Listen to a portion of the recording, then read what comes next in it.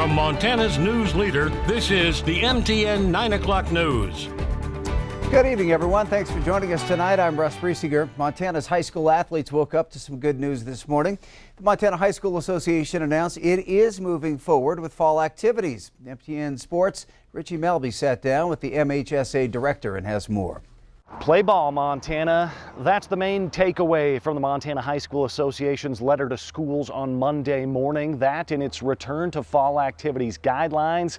Start the season as scheduled on time, but of course, some changes are in store. Along with the National Federation of State High School Associations, the MHSA Executive Board believes the resumption of sports and other activities is crucial to the growth, development, and mental and emotional wellness of our Montana youth. With that in mind, the MHSA Executive Board set out to find the appropriate directives, requirements, and considerations to conduct activities this fall. The result? A 5-tier proposal that dictates how sports can be played depending on Montana's coronavirus status at the time. Tier 1, we're starting. We have all these restrictions and requirements and considerations in place.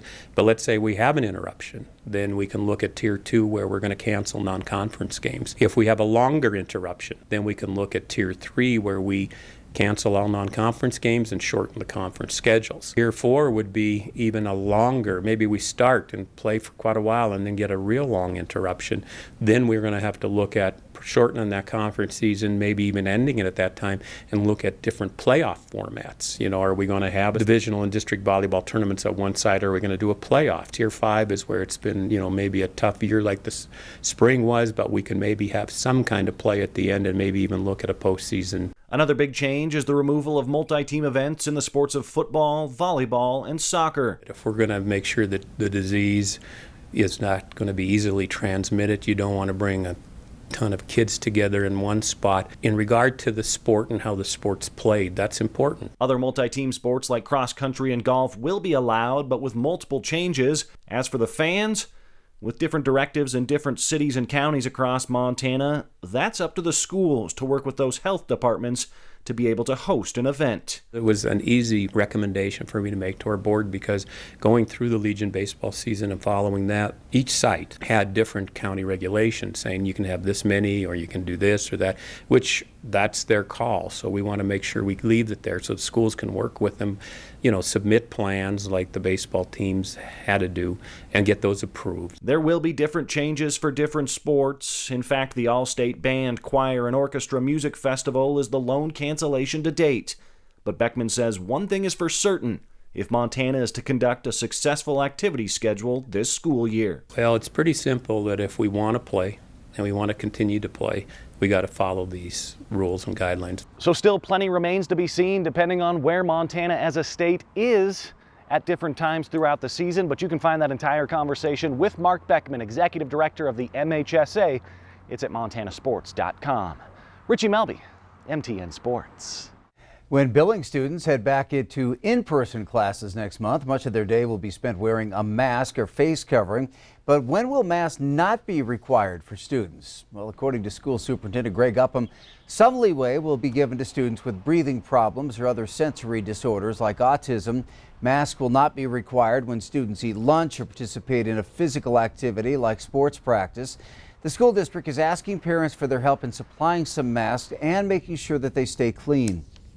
It's been known to work, so we can't discount the importance that face coverings have when we come back to school. I have less anxiety now after meeting with Dr. Koo, the disease specialist, Mr. Felton, and reading about the effectiveness of face coverings. I feel much better, but that being said, we have to believe in those face coverings. And then also what I basically passed our parents as a community, we need your help in doing the right things to keep the virus at bay so that we can go back to school and function appropriately.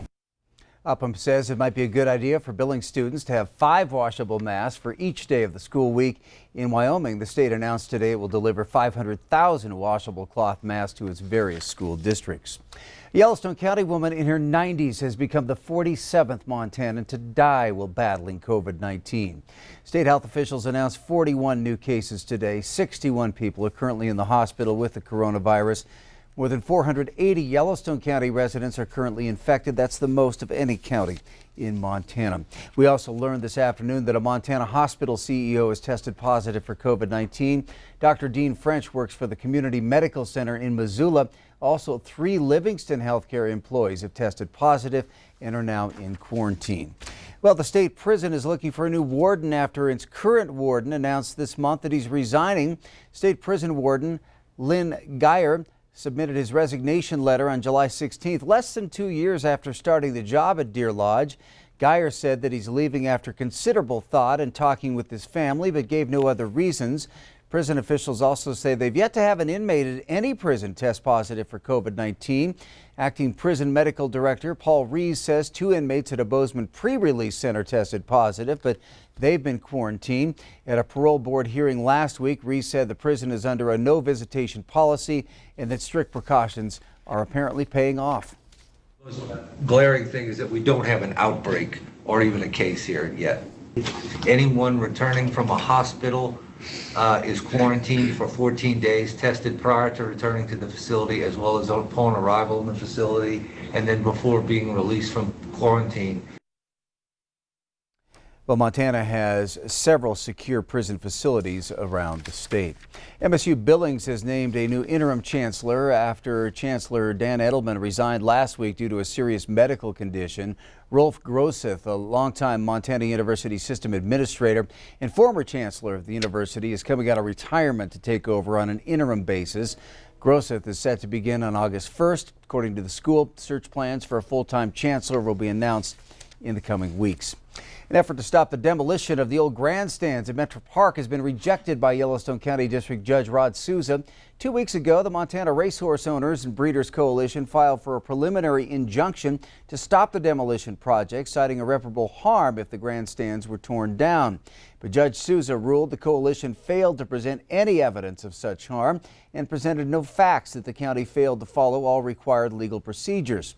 Commission Chairman Dennis Pittman is pleased with Souza's ruling, telling Q2 it clears the way for the 71-year-old grandstand to be torn down.